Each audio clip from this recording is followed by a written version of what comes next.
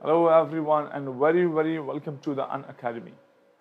आज की क्लास में हम स्टार्ट करेंगे तो turnstile rotation and Berry pseudo rotation, दोनों में क्या डिफरेंस होता है, ठीक है, and which is better method to explain all the bond lengths in TBP sometimes appears to be same, उसका क्या बेस्ट पॉसिबल रीजन होगा।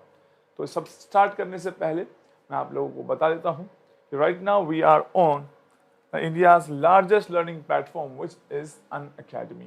Unacademy पर आप लोगों को बहुत सारी लाइव क्लासेस जो है वो मिलती है। यहाँ पर टेस्ट सीरीज भी होती है जो आपके जो भी कॉन्सेप्ट है उनको बूस्ट करने के लिए some conceptual question will be there in the test series and quiz, right.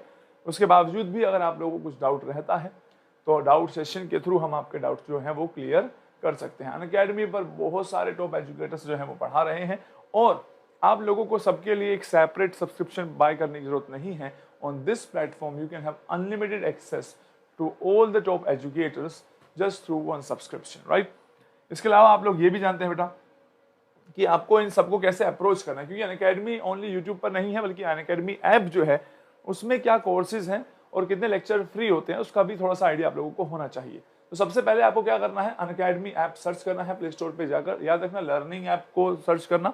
Then install करने के बाद आप लोग अगर मेरी वीडियोस देखना चाहते हैं सारी, तो आपको CSIR UGC नेट वाले सेक्शन में जाना होगा एंड सर्च करना होगा, ठीक है।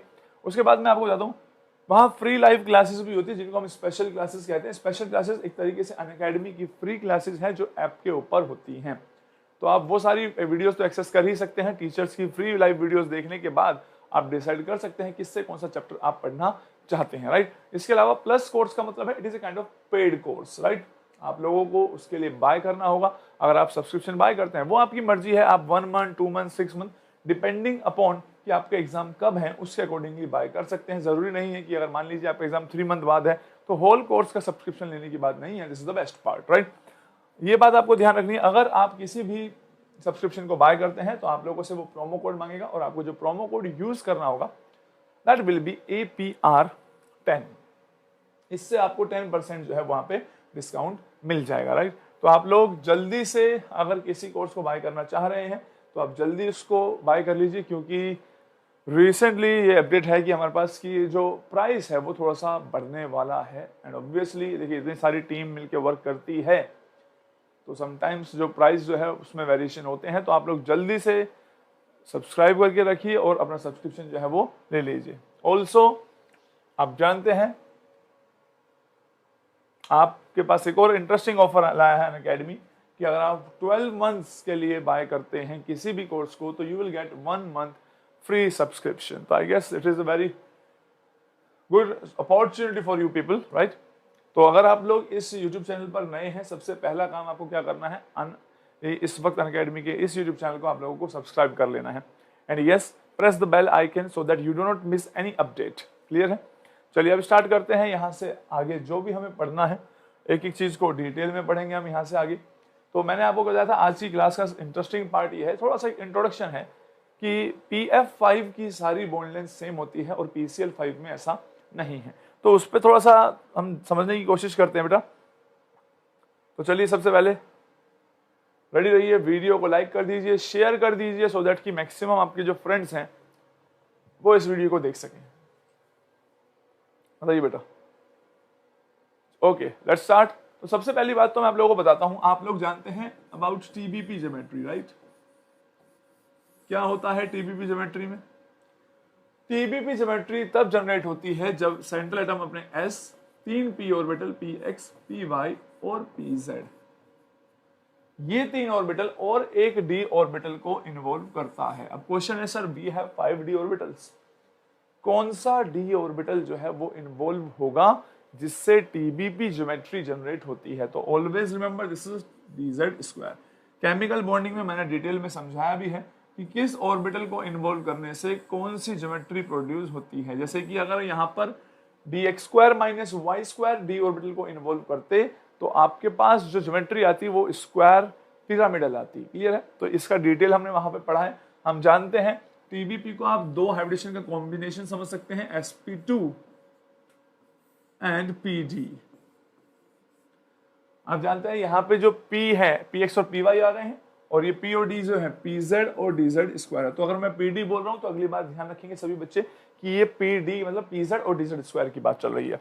इसके अलावा आप जानते हैं, देखिए इनको सेपरेटली कैसे समझना है आप लोगों को, आपको इस तरीके से बात लेके चलनी है। sp2 का मतलब क्या होता था कि एक sp2 ऑर्बिटल इस डायरेक्शन में है, एक sp2 इस डायरेक्शन में है, और एक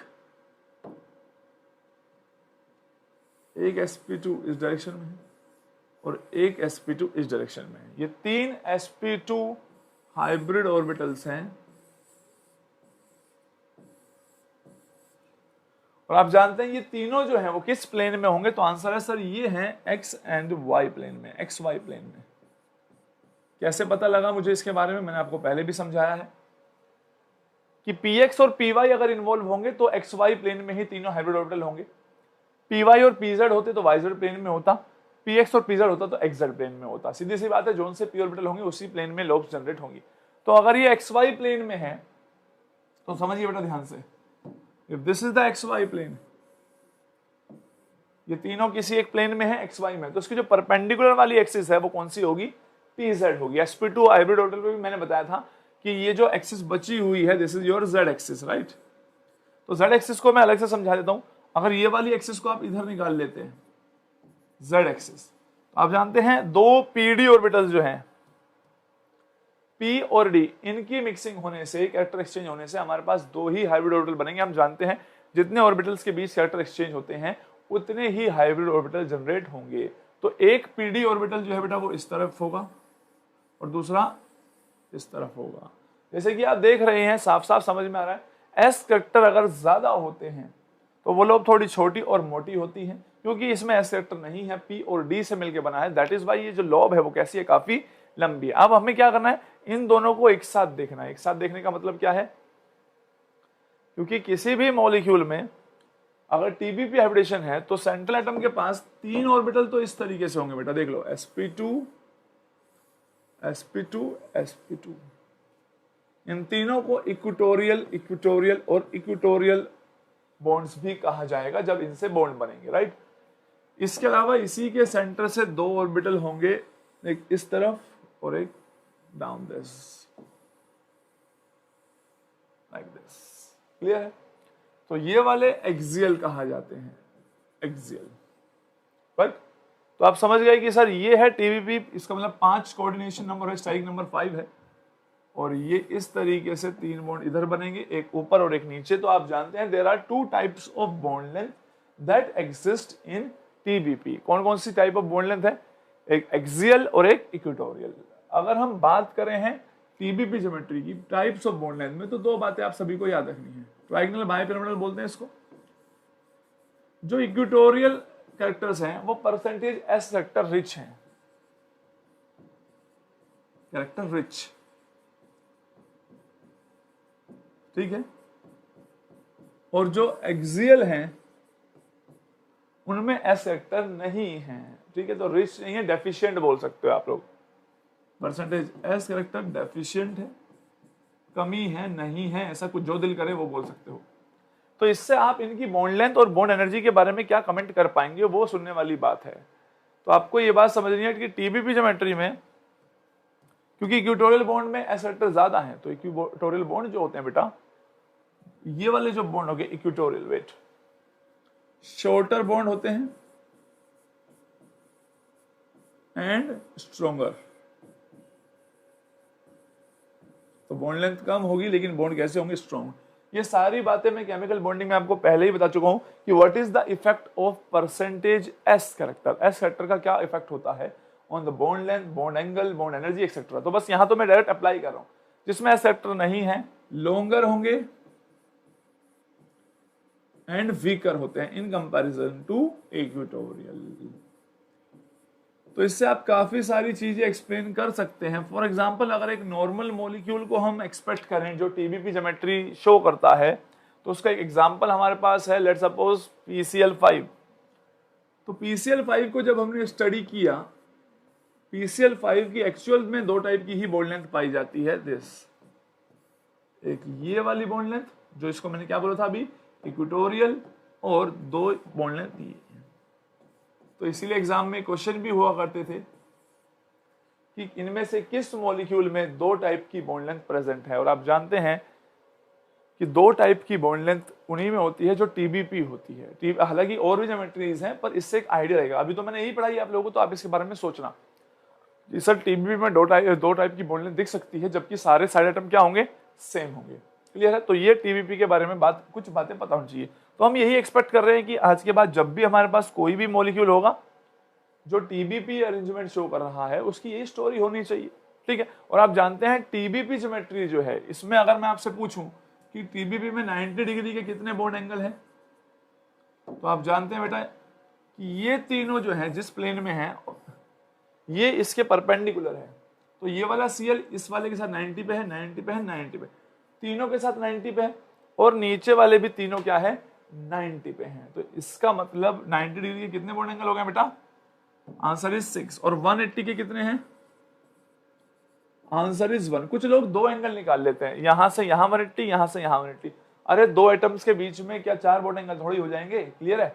120 के कितने हो सकते हैं? 1, 2 एंड 3। तो 120 के कितने हैं? 3 हैं।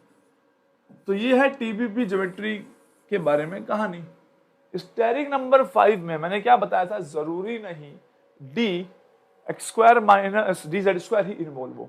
समटाइम्स क्या होता है कि स्टेरिक नंबर 5 में यानी हाइब्रिडेशन तो sp3d ही रहेगी, sp3d, लेकिन जो d है वो अगर X square minus Y square हो जाए, अगर ऐसा हो जाता है तो जो स्टेबल ज्योमेट्री प्रोड्यूस होती है D X square minus Y square के मिलने से, दैट इज दिस। ये पांचों एक प्लेन में नहीं है बेटा, प्लेन में देखने की कोशिश बिल्कुल मत करना। ये चारों प्लेन में है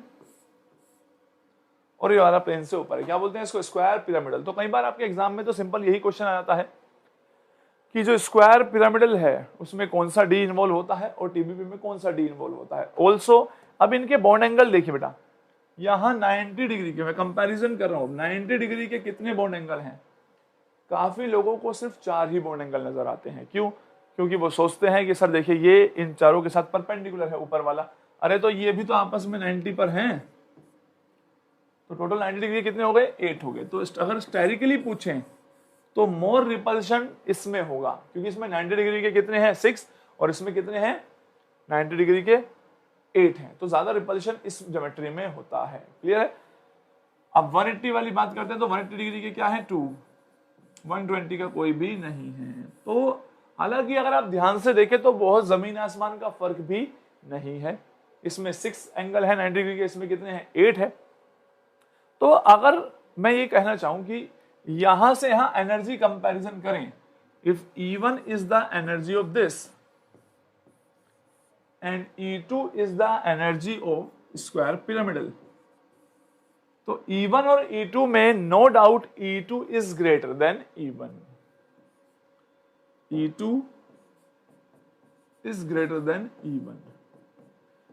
ठीक है? तो आपके दिमाग में क्वेश्चन आएगा, सर क्या हम अगर टीबीपी में वो एनर्जी प्रोवाइड कर दें थोड़ी सी, तो क्या पॉसिबल है वो स्क्वायर पिरामिडल में कन्वर्ट हो जाए? तो answer is yes and no.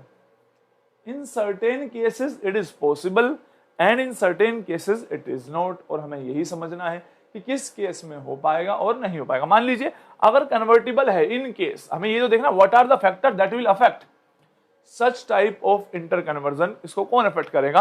तो मैं आप लोगों को बताता हूं, मेरा ध्यान से समझिए। लेट सपोज मैं आपसे बात करता हूं, यहां एक पोटेंशियल एनर्जी कर्व की बात करता हूं विद जैसे जैसे इंटर कन्वर्जन होता जाएगा। फॉर एग्जांपल मान लीजिए सबसे स्टेबल सिचुएशन है, यहां पर ये पोटेंशियल एनर्जी जो है स्टेबल सिस्टम है तो मिनिमम होगी, कुछ भी मान लीजिए आप। ठीक है? ये मिनिमम है। तो जैसे मान लीजिए टीबीपी को रिप्रेजेंट कर रहा है, टीबीपी। ठीक है? अब जैसे ही आपने एनर्जी प्रोवाइड की तो यहां पे टॉप पे है स्क्वायर पिरामिडल।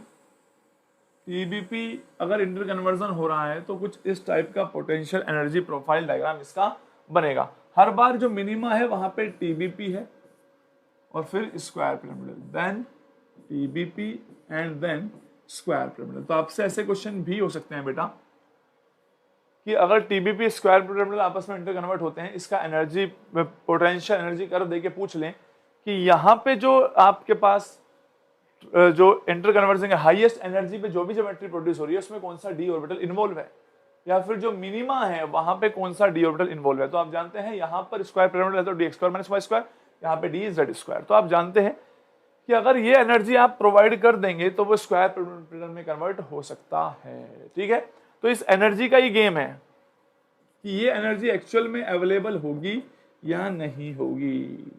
अगर ये एनर्जी अवेलेबल है तो कन्वर्ट हो जाएगा, अदरवाइज नहीं होगा। और बात ये नहीं है कि सिर्फ एनर्जी ही वो फैक्टर है जो डिसाइड करवा सकता है कि इंटर कन्वर्जन होगा या नहीं होगा। There are so many factor and there are so many veg.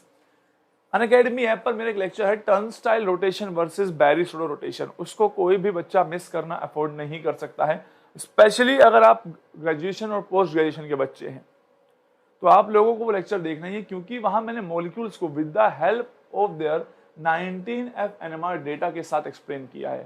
तो आप जानते हैं बैरी-स्टोडो रोटेशन बिना डेटा के एक्सप्लेन करना तो बहुत आसान है, लेकिन एक्चुअल केमिस्ट्री जो बच्चा सीखना चाहता है वो अनअकैडमी ऐप पे जरूर जाए। लिंक हो सकता है इसी वीडियो के में प्रोफाइल लिंक मेरी मिल जाएगी, फॉलो करके रखिए एंड देन वहां पे सर्च करेंगे आप turnstile versus Berry pseudo rotation.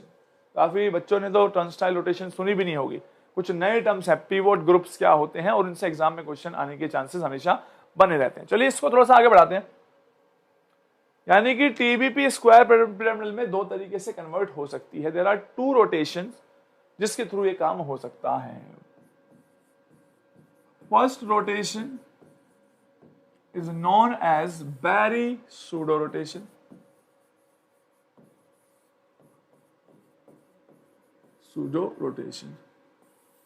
And second is turnstile rotation. काफी सारे बच्चे ऐसे हैं जो टर्नस्टाइल के बारे में बिल्कुल नहीं जानते हैं, तो मैं बता देता हूं बैरी-स्टोडो रोटेशन और टर्नस्टाइल रोटेशन में क्या डिफरेंस है। बैरी-स्टोडो रोटेशन का मानना यह है, अगर मान लीजिए आपके पास ये एक न्यूक्लियर कॉन्फ़िगरेशन है, कई बच्चों को इस ये भी डिफरेंस नहीं पता होता कि फ्लेक्सोनियल बिहेवियर किसको कहा जाता है, तो उस लेक्चर को आप जरूर देखिए। Rigid and non rigid molecule समझाया, कब किस केस में फ्लेक्सोनैलिटी आती है, कहा जाता है, उसको जरूर सारे पॉइंट्स नोट डाउन कर लेना। तो आप जानते हैं ये TBP1 है, मान लीजिए this is the TBP1 nuclear configuration. Berry pseudo rotation का मानना ये है कि होता ये है कि ये वाला एटम अपनी पोजीशन पे अगर रहे, इसको नहीं मिक्स शिफ्ट करना। ये एक्सियल पोजीशन है A1, ये एक्सियल पोजीशन है A2, ये इक्वेटोरियल पोजीशन है E1, ये है E2। बैरी-स्टोडो रोटेशन का मानना ये है it is a 2-for-2 exchange, 2-2 exchange बोल सकते हैं आप इसको, कि दो एक्सियल दो इक्वेटोरियल के साथ पोजीशन एक्सचेंज कर रहे हैं। 1-1 एक्सचेंज क्या होता है, अगर एक एक्सियल और एक ही इक्वेटोरियल कर रहा हो, फिर दूसरा एक्सियल दूसरा इक्वेटोरियल कर रहा हो, दिस इज 1-1 एक्सचेंज। लेकिन बैरी-स्टोडो रोटेशन किस टाइप का एग्जांपल है, 2-2 एक्सचेंज, और टर्नस्टाइल भी 2-2 एक्सचेंज का ही एग्जांपल है। देखिए अब होगा क्या, ये E1 इसको अप्रोच करना चाहेगा, ये एक दूसरे की पोजीशन बदलना चाह रहे हैं आप एक दूसरे के साथ, तो हो क्या रहा है कि इंटर कन्वर्जन हो रहा है एक्सियल और इक्वेटोरियल बॉन्ड का। क्लियर है? तो होगा क्या, बीच में ये वाला रेड वाला एटम तो अपनी जगह भाई, ये शांत है, खुश है, इसको मूव करने की जरूरत नहीं है। लेकिन जो बाकी हैं उसमें क्या हो रहा है, ध्यान से देखिए, ये A1 थोड़ा सा इस तरीके से आया होगा, ये E1 थोड़ा सा ऊपर आ गया होगा, ये A2 थोड़ा सा इधर आया होगा, और ये E2 थोड़ा सा इसकी पोजीशन को ऑक्यूपाई करने की कोशिश कर रहा होगा। आप लिख सकते हैं this is A1, this is E1, this is E2, this is A2। तो अगर आप ध्यान से ऑब्जर्व करें तो आपको कैसी ज्योमेट्री बनती हुई नजर आ रही है, आपको स्क्वायर पिरामिडल सा कुछ बनता हुआ नजर आ रहा है। क्लियर है? और अगर रोटेशन कंप्लीट हो जाए तो आप कहां पहुंच गए, आप पहुंच गए एक ऐसी सिचुएशन में, ये तो अपनी जगह ही है। अब यहां पे आ जाएगा आपका E1, यहां पे E2, यहां पे A1, यहां पे A2, this is the TBP2। अगर सारे ग्रुप सेम है तो कोई डिफरेंस नहीं। इसका मतलब आपने समझा, बैरी-स्टोडो रोटेशन में टीबीपी स्क्वायर पिरामिडल में कन्वर्ट होती है, which further converts into TBP. तो ये जो मैंने आपको एनर्जी डायग्राम बनाया था वो मैंने बैरी-स्टोडो रोटेशन के अकॉर्डिंगली ही बताया था, क्योंकि Berry pseudo rotation is energetically more favourable है और ऑल्सो बैरी सुडो रोटेशन सही एक्सप्लेनेशन देता है in comparison to turnstile rotation, ठीक है। जो हमारे डेटा है वो ज्यादातर इसके साथ मैच करते हैं, but this is also one of the possibility that we will learn, ठीक है। तो आपने देख लिया कि इसका मतलब सर बैरी सुडो रोटेशन होते वक्त सबसे इंटरेस्टिंग बात क्या है। सबसे इंटरेस्टिंग बात यह है कि ऐसा एक ग्रुप है जो जिसको मूव करने की जरूरत बिल्कुल नहीं होती है, ठीक है। तो यानी कि ऐसे ही ग्रुप को जो मूव नहीं करता है is known as pivot group, pivot group. तो अगर आपको पेपर में आ जाए कि पीवोट ग्रुप कौन सा होता है तो आप बता सकते हैं सर जो मूव नहीं करता है ड्यूरिंग बैरी सुडो रोटेशन। लेकिन आपको यह भी समझना है कि अगर आपको कोई मॉलिक्यूल दे दिया जाए, मान लीजिए मैं कहूं PClF4, तो पीवोट ग्रुप की तरह कौन एक्ट करेगा, Cl और फ्लोरीन। आप जानते हैं more electronegative element axial position को ऑक्यूपाई करना चाहता है। पीवोट वाला वो होगा जिसकी इक्वेटोरियल को ऑक्यूपाई करने की ज्यादा इच्छा होगी या स्टेबिलिटी रहेगी। तो जो लेस इलेक्ट्रोनेगेटिव है वो पीवोट पोजीशन को ऑक्यूपाई करना चाहता है। तो ऐसे सारे एग्जांपल जो हैं मैंने क्लास में एक एक करके डिस्कस किए हैं। टर्नस्टाइल रोटेशन से वो क्लास स्टार्ट हो रही है और अनअकैडमी ऐप आप जाइए, सभी बच्चे देखिए कि एक्चुअल में रियलिटी क्या है, क्या ये तरीका सही है या ये तरीका सही है, हम कैसे कंफर्म कर रहे हैं।